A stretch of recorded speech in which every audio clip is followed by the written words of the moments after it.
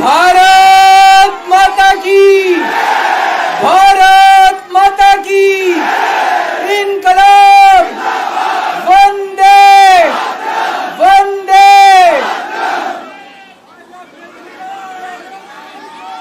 आप सब लोगों का तहे दिल से बहुत बहुत शुक्रिया। इतनी तपती धूप के अंदर इतनी देर से इतनी बड़ी संख्या में आप लोग मेरा इंतजार कर रहे हैं। मैं आपका तहे दिल से बहुत बहुत शुक्रिया अदा करना चाहता हूं। जितने लोग इस वक्त टीवी में देख रहे हैं उन सब दर्शकों का भी मैं तहे दिल से शुक्रिया अदा करना चाहता हूं। सबको मेरा नमस्कार, सबको मेरा प्रणाम। दोस्तों, सीधा जेल से मैं आप लोगों के बीच में आ रहा हूं। आपके बीच में आके बहुत अच्छा लग रहा है। 50 दिन के बाद अभी अभी मैं, मेरी पत्नी भगवंत मान साहब, हम लोग कनॉट प्लेस में हनुमान मंदिर में गए थे। हनुमान जी का आशीर्वाद लिया, उनके दर्शन किए। फिर शिव जी के मंदिर गए, शनि जी महाराज के पास गए, उनका सबका आशीर्वाद लिया। बजरंग बली की खूब कृपा है हमारे ऊपर, हमारी पार्टी के ऊपर, देशवासियों के ऊपर। उन्हीं की कृपा से आज अचानक मैं आप लोगों के बीच में हूं। नहीं तो किसी को उम्मीद नहीं थी कि चुनाव के बीच में मैं जेल से बाहर आ जाऊंगा। लेकिन ऊपर बजरंग बली की कृपा है, हनुमान जी की कृपा है हम लोगों के ऊपर, और चमत्कार हुआ और आज मैं आप लोगों के बीच में हूं। दोस्तों, हमारी आम आदमी पार्टी एक छोटी सी पार्टी है, 2 राज्यों के अंदर है, अभी 10 साल पुरानी पार्टी है। हमारी पार्टी को कुचलने में, खत्म करने में प्रधानमंत्री जी ने कोई कसर नहीं छोड़ी। एक साथ हमारी पार्टी के 4 टॉप के नेता जेल भेज दिए एक साथ। अरविंद केजरीवाल, मनीष सिसोदिया, संजय सिंह, सतेंद्र जैन। बड़ी बड़ी पार्टियों के अगर 4 टॉप के नेता जेल चले जाएं, पार्टी खत्म हो जाती है। आम आदमी पार्टी के 4 टॉप के नेता इन्होंने जेल भेज दिए। उन्होंने सोचा कि पार्टी खत्म हो जाएगी, लेकिन ये पार्टी नहीं है, ये एक सोच है। जितना ये खत्म करना चाहते हैं उतना ये बढ़ती जाती है, उतना ये बढ़ती जाती है। ये क्रश करना चाहते हैं प्रधानमंत्री जी आम आदमी पार्टी को। जो लोग मोदी जी से मिलने जाते हैं, वो कई लोग हमें भी जानते हैं, वो बाहर आके हमें बताते हैं कि आपके बारे में सबसे पहले मोदी जी से जो भी मिलने जाता है, सबसे पहले वो केजरीवाल की और आम आदमी पार्टी की 10 से 15 मिनट बात करते हैं। उनको कहते हैं कि आने वाले समय के अंदर आम आदमी पार्टी ही देश को भविष्य देने वाली है। वो खुद भी मानते हैं। इसीलिए वो चाहते हैं कि आज ही आम आदमी पार्टी को बढ़ने से रोका जाए, इनको कुचल दिया जाए। ये तानाशाही है। अगर उनको लगता है कि आम आदमी पार्टी आने वाले समय में बीजेपी को चैलेंज देने वाली है, आप अच्छे काम करो, आप देश को भविष्य दो। आज आपकी सरकार है केंद्र के अंदर, आप देश के लिए काम करोगे, आम आदमी पार्टी को कोई पूछेगा ही नहीं। लेकिन आप कुछ काम नहीं करो और आम आदमी पार्टी को कुचल दो, ये जनतंत्र नहीं है, ये इस देश की जनता पसंद नहीं करती। इन्होंने आम आदमी पार्टी को कुचलने में कोई कसर नहीं छोड़ी। छोटे से लोग हैं हम लोग, छोटी सी पार्टी है। 75 साल के अंदर इस कदर किसी पार्टी को और उसके नेताओं को प्रताड़ित नहीं किया गया जिस तरह से प्रधानमंत्री मोदी जी ने आम आदमी पार्टी को प्रताड़ित करने की कोशिश की है। मेरे को इन्होंने जेल भेज दिया। प्रधानमंत्री जी कह रहे हैं मैं भ्रष्टाचार से लड़ रहा हूं। देश के सबसे बड़े चोर, उचक्के और डकैतों को उन्होंने अपनी पार्टी में शामिल कर लिया। जिन लोगों को 10 दिन पहले मोदी जी कहते थे 70,000 करोड़ का इसने घोटाला कर दिया, थोड़े दिन के बाद उसी आदमी को अपनी पार्टी में शामिल करके किसी को डिप्टी सीएम बना देते हैं, किसी को मंत्री बना देते हैं और उनके सारे ईडी और सीबीआई के मामले खत्म कर देते हैं और कहते हैं मैं भ्रष्टाचार से लड़ रहा हूं। मैं मोदी जी को कहना चाहता हूं, भ्रष्टाचार से अगर लड़ाई लड़नी है तो केजरीवाल से सीखो। प्रधानमंत्री जी, भ्रष्टाचार के खिलाफ लड़ाई केजरीवाल ने लड़ी है। 2015 में जब दिल्ली में हमारी सरकार बनी थी, हमारे एक मंत्री का एक ऑडियो मेरे पास किसी ने व्हाट्सएप कर दिया। उस ऑडियो में मेरा मंत्री किसी दुकान वाले से 5 लाख रुपए मांग रहा था। किसी मीडिया वाले को नहीं पता था, विपक्ष को नहीं पता था। आप लोगों को याद होगा, मैंने अपने खुद मंत्री को सीबीआई के हवाले कर दिया, जेल भेज दिया था अपने मंत्री को। ये होती है भ्रष्टाचार के खिलाफ लड़ाई। पंजाब के अंदर मेरा एक मंत्री भ्रष्टाचार में, मेरे को पता चला कि वो पैसे मांग रहा है। वहां पे मान साहब ने उसको, किसी को भी, विपक्ष को नहीं पता था, मीडिया को नहीं पता था, हमने अपने मंत्री को उठा के जेल में भेज दिया। तुम देश के सारे चोर उचक्के डकैतों को अपनी पार्टी में शामिल कर लो और केजरीवाल को जेल भेज दो और कहो मैं भ्रष्टाचार के खिलाफ लड़ रहा हूं। तो आप भ्रष्टाचार के खिलाफ नहीं लड़ रहे प्रधानमंत्री जी। आप देशवासियों को बेवकूफ मत समझो। देश बच्चे बच्चे की जुबान के ऊपर हो रहा है कि सारे चोर चक्कों को अपनी पार्टी में शामिल करके और ईडी और सीबीआई के सारे केस उनके रफा दफा कर दे। केजरीवाल को क्यों गिरफ्तार किया? केजरीवाल को गिरफ्तार करके उन्होंने एक मैसेज दिया है सारे देश को कि अगर मैं केजरीवाल को गिरफ्तार कर सकता हूं तो किसी को भी गिरफ्तार कर सकता हूं। कोई केस नहीं होगा, कोई मामला नहीं होगा, तब भी मैं तुमको गिरफ्तार कर सकता हूं। एक बेहद खतरनाक मिशन चालू किया हुआ है प्रधानमंत्री जी ने, बहुत ही खतरनाक। देशवासियों को यह समझने की, अब जब मैं बोलने जा रहा हूं, समझने की जरूरत है। उस मिशन का नाम है वन नेशन वन लीडर। देश के सारे नेताओं को खत्म करना चाहते हैं मोदी जी और इसको 2 स्तर के ऊपर इस मिशन को चला रहे हैं। जितने विपक्ष के नेता हैं उनको जेल भेजेंगे और जितने बीजेपी के नेता हैं उनको सबको निपटा देंगे, उनकी राजनीति खत्म करते जाएंगे, उनको सबको निपटाते जाएंगे।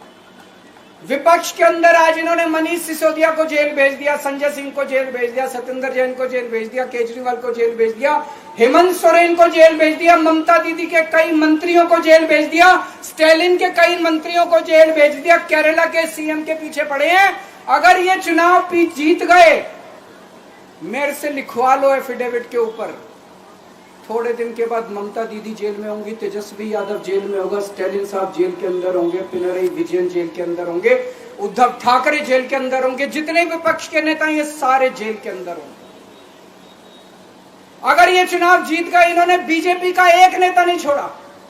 आडवाणी जी की राजनीति खत्म कर दी इन्होंने, मुरली मनोहर जोशी की राजनीति खत्म कर दी, सुमित्रा महाजन की, शिवराज सिंह चौहान जिसने मध्य प्रदेश का चुनाव जीत के दिया इन लोगों ने, शिवराज सिंह चौहान ने उसको मुख्यमंत्री नहीं बनाया, उसकी राजनीति खत्म कर दी। वसुंधरा राजे की राजनीति खत्म कर दी इन्होंने, खट्टर साहब की राजनीति खत्म कर दी, डॉक्टर रमन सिंह की राजनीति खत्म कर दी। अब अगला किसका नंबर है?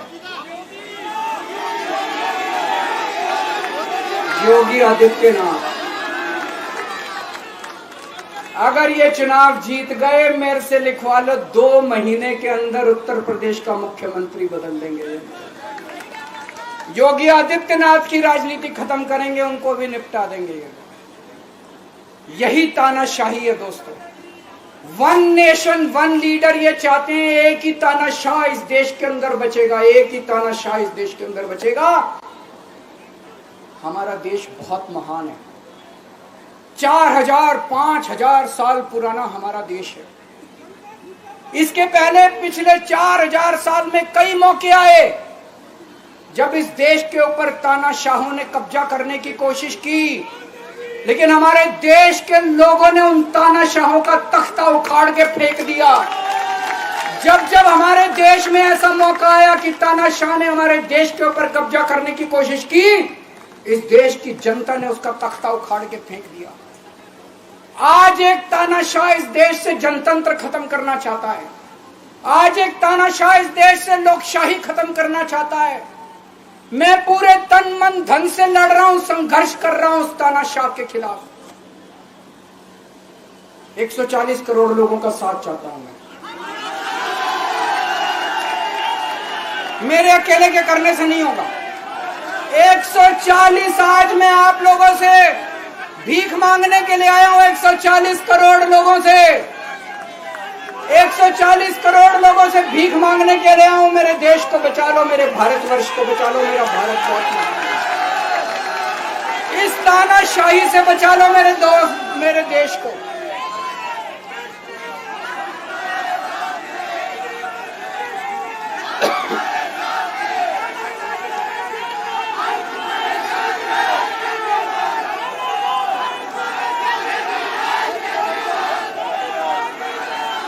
मैं सुप्रीम कोर्ट का बहुत बहुत शुक्रिया अदा करना चाहता हूं।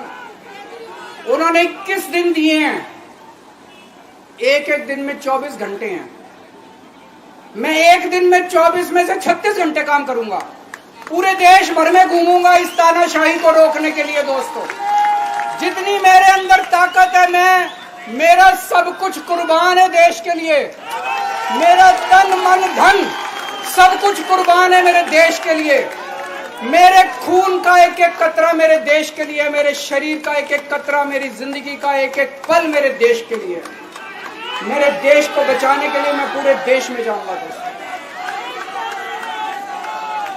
अब एक बहुत महत्वपूर्ण बात करने जा रहा हूं, उसको ध्यान से सुनना। ये लोग इंडिया गठबंधन से पूछते हैं आपका प्रधानमंत्री कौन होगा। मैं बीजेपी से पूछता हूं आपका प्रधानमंत्री कौन होगा। आप लोग सोच रहे होंगे केजरीवाल क्या बात कर रहा है, मोदी जी होंगे। नहीं, मोदी जी अगले साल 17 सितंबर को 75 साल के हो रहे हैं।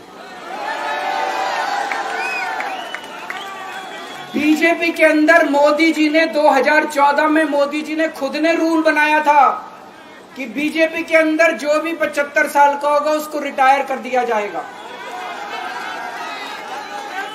सबसे पहले आडवाणी जी को रिटायर किया गया, उसके बाद मुरली मनोहर जोशी जी को रिटायर किया गया, फिर सुमित्रा महाजन को रिटायर किया गया, फिर यशवंत सिन्हा को रिटायर किया गया।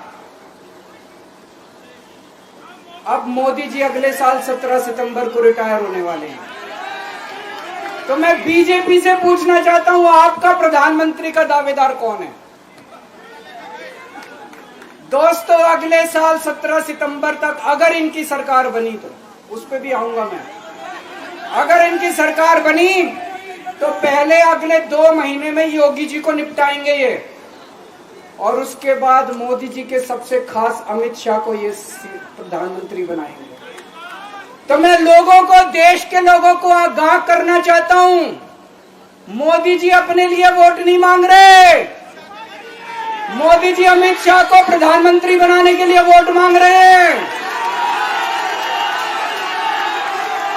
मैं पूछना चाहता हूं मोदी जी से और अमित शाह जी से, ये मोदी की गारंटी पूरी कौन करेगा?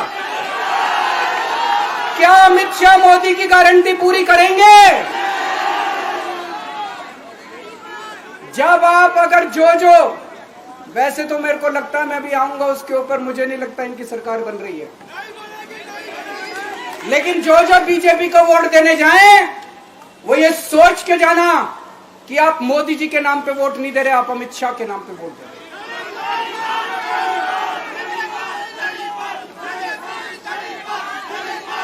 अब एक खुशखबरी है आप लोगों के लिए, अब एक खुशखबरी है। सबको बता देना जो मैंने बातें कही है बड़ी सोच समझ के कही है।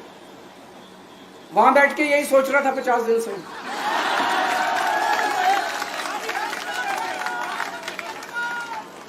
दोस्तों, पूरे देश के मेरे को बाहर निकले हुए 20 घंटे हो गए। इन 20 घंटों के अंदर भी मैंने रात भर में जनता से बात कर रहा था, लोगों से फोन कर रहा था।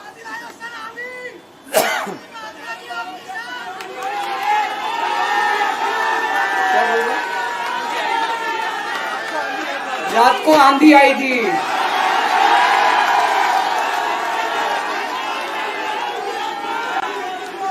पिछले 20 घंटे में मैंने जो बातचीत करी है, कई बड़े बड़े एक्सपर्ट से बात की, चुनाव विश्लेषकों से बात की, सेफोलॉजिस्ट से बात की, जनता से बात की, फोन पे लोगों से। मेरा अपना आकलन है कि 4 जून के बाद इनकी सरकार नहीं बन रही, मोदी सरकार नहीं बन रही।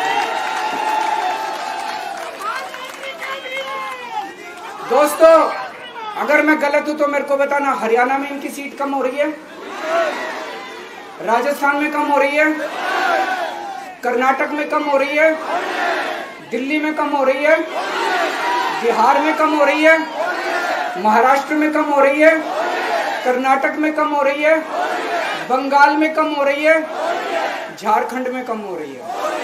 बढ़ कहां रही है? यूपी में कम हो रही है, बढ़ कहां रही है? बड़े एक भी जगह इनकी सीटें नहीं बढ़ रही हैं। मेरा अपना मानना है, और सट्टा बाजार में भी जो चल रहा है, इनकी 220 से 230 के बीच में सीट आ रही है, उससे ज्यादा सीट नहीं आ रही। मोदी सरकार नहीं बन रही है, केंद्र में इंडिया गठबंधन की सरकार बन रही है। आम आदमी पार्टी उस सरकार का हिस्सा होगी। दिल्ली को पूर्ण राज्य दिलाएंगे। दिल्ली का एलजी लोगों का एलजी होगा, दिल्ली का एलजी दिल्ली वालों का एलजी होगा। गुजरात से आया हुआ है अभी। दिल्ली के लोगों का एलजी होगा, दिल्ली के लोगों का विकास होगा। एक और पॉइंट है, जब मैं जेल के अंदर था तो कुछ लोगों ने यह मुद्दा उठाया, केजरीवाल सीएम पद से इस्तीफा क्यों नहीं देता। दोस्तों, केजरीवाल को कभी किसी पद का लालच नहीं हुआ।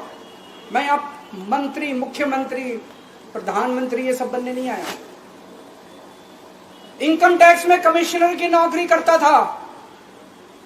कमिश्नर की नौकरी छोड़ के दिल्ली की झुग्गियों के अंदर 1 नहीं, 2 नहीं, 3 नहीं, 10 साल तक मैंने दिल्ली की झुग्गियों के अंदर काम किया है, सुंदर नगरी और नंद नगर की झुग्गियों के अंदर। इनकम टैक्स कमिश्नर की नौकरी छोड़ के जब मेरे को दिल्ली की जनता ने पहली बार सीएम बनाया, असूलों के ऊपर 49 दिन के अंदर सीएम पद से इस्तीफा दे दिया था। एक चपरासी की नौकरी कोई नहीं छोड़ता। सीएम बनने के लिए लोग अपना दायां हाथ कटाने के लिए तैयार होते हैं। मैंने खुद से अपने आप सीएम की कुर्सी को लात मार दी थी 49 दिन के अंदर। मेरे लिए सीएम पद इंपॉर्टेंट नहीं है। आज मैंने सीएम पद से इस्तीफा क्यों नहीं दिया जेल जाने के बाद? दोस्तों, पिछले 75 साल में भारतवर्ष में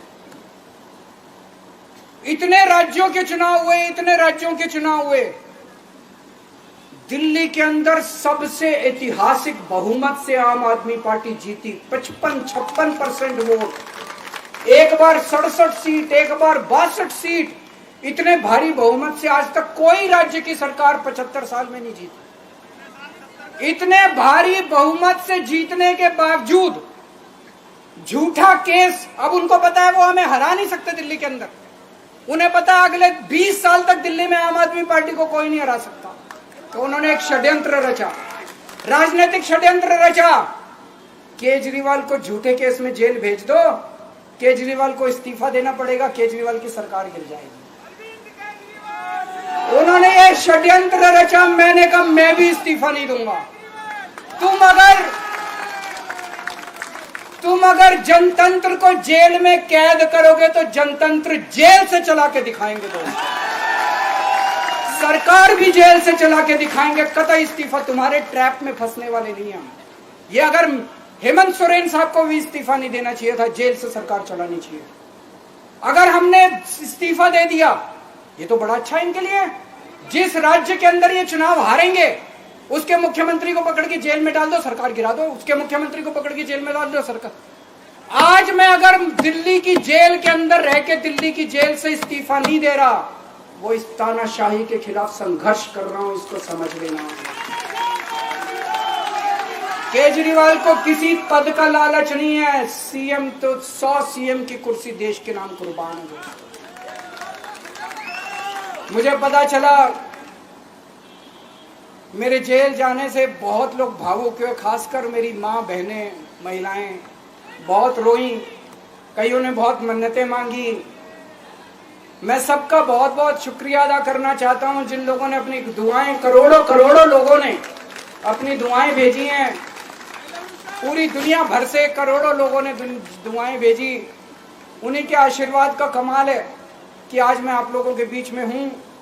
आप लोग सब लोग सुखी रहें, देश खूब तरक्की करे, फले फूले, आप सब लोग खूब खुश रहें, ऐसी मेरी प्रभु से इच्छा है।